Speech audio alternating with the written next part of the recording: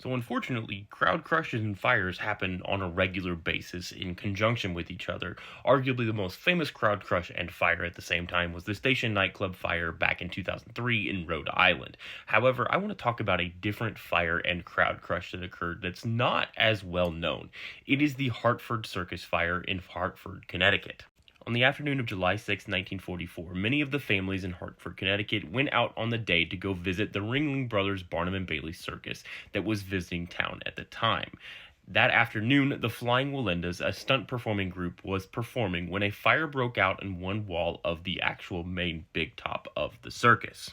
Now, because of the material the tent was made out of, the fire was able to spread very rapidly up the side of the tent and across the roof, which caused a massive panic amongst the crowd, who immediately rushed for the exits. Unfortunately, as people were attempting to exit, they tripped and fell and became trampled or asphyxiated underneath a pile of people attempting to crawl over top of them to get out of the now completely involved tent that was rapidly collapsing. Many of the victims of the approximately 167 people killed in this disaster were found in piles 3 to 4 people deep in front of the exits of the actual tent itself, having died of asphyxiation before the fire even got to them. The other lesser known disaster that combined a fire with a crowd crush is the Glen Cinema disaster in Paisley, Scotland.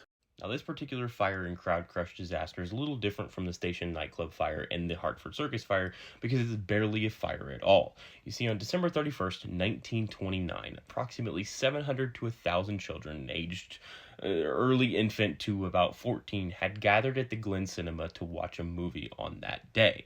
And the Glen Cinema was using nitrate film, which can spontaneously combust and burn without the presence of oxygen. Well, one of the workers for the Glen Cinema found one of their film canisters emitting smoke. He opened it and it pushed smoke out into the actual cinema itself. This caused many of the children to panic and rush for the exit. The problem was the exit door opened inward and additionally had been padlocked shut to prevent children from sneaking in without paying. 71 children would die of asphyxiation in the Glen Cinema, and nearly 40 more would be